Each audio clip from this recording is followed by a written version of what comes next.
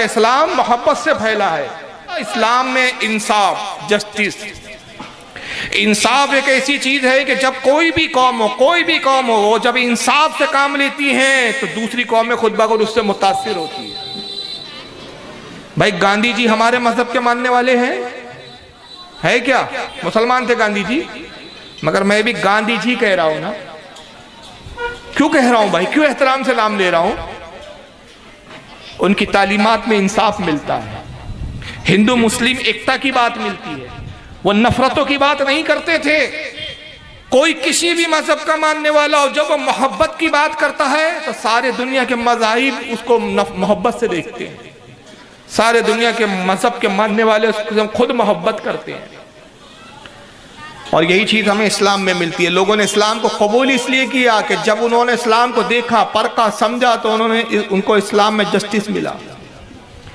याद कीजिए नबी करीम सल्लल्लाहु अलैहि वसल्लम का वो अजीम खुतबा, अगर वक्त होता तो तारीख के हवाले से मैं बताता कि ये दुनिया का वो खुतबा है जो सुनहरी हुर्फों पे लिखा गया।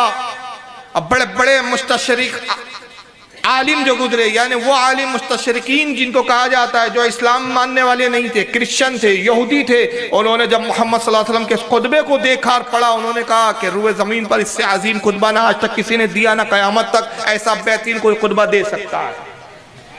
कौन सा खुतबा था वो? हज्जतुल वदा के मौके का खुतबा था। एक तारीख है कि एक लंबा बाब है कि जिस पर गुफ्तगू के लिए वक्त दरकार है कि उस खुतबे को पढ़ पढ़ कर कितने हजारों लोग हैं जो इस्लाम में दाखिल हुए। और उन्होंने कहा कि जिस पैगंबर के ये अल्फाज हो, जिस पैगंबर के ये अक़वाल हो, जिस पैगंबर का ये खुतबा हो, उससे बेहतरीन पैगाम देने वाला रूए ज़मीन पर कोई नहीं हो सकता। क्या खुतबा था? आखिरी खुतबा था जब हुज़ूर सल्लल्लाहु अलैहि वसल्लम अपनी उम्मत से विदा ले रहे हैं, जानते हुज़ूर के इसके बाद मुझे अब अपने रब की बारगाह में पेश होना है। हज्जतुल वदा में आखिरी जो खुतबा, अजीम खुतबा, एक बड़ी जमयत के साथ, एक बड़ी जमात के सामने आपने दिया था। खुतबे के अल्फाज क्या थे? या अय्युहन्नास, कहा कि ऐ लोगो सुन लो, आगाह हो जाओ, तुम में से किसी को किसी पर फजीलत नहीं, न किसी काले को गोरे पर फजीलत है, न किसी गोरे को काले पर फजीलत है, न किसी आजमी को अरबी पर फजीलत है, न किसी अरबी को अजमी पर फजीलत है। तुम में अल्लाह के नजदीक सबसे बेहतरीन वो है जिसका किरदार और अखलाक सबसे बेहतर है। खुदा के नजदीक मोहतरम वो है जिसका अखलाक अच्छा हो, जिसका किरदार अच्छा हो, जिसकी गुफ्तार अच्छा हो, जिसके मामलात अच्छे हो। और ये बड़ा तवील खुतबा है। इसी खुतबे की बुनियाद बनाकर खुलफा राशिदीन ने अपनी हुकूमतों के निज़ाम चलाए।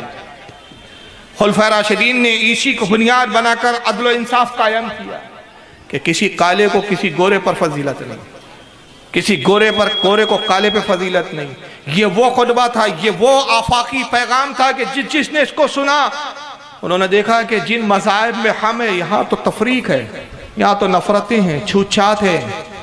कोई ऊंची जात है जिसको पढ़ने का हक है, कोई निचली जात डिक्लेयर कर दी गई है जिनको पढ़ना तो दूर की बात है, इबादत खानों में आने का हक तक नहीं दिया गया है। इस मजहब का तो हाल ये है कि किताबें छू तक नहीं सकते हम। जिस जगह को, जिस कुएं के पानी को ये एक कौम छू ले तो वो पानी नापाक माना जाता है। ऐसा मजहब किसी काम का नहीं हो सकता। मजहब वो आला है, वो बुलंद है कि जहां बिलाल जैसा गुलाम भी मुसलमानों का आका नजर आता है।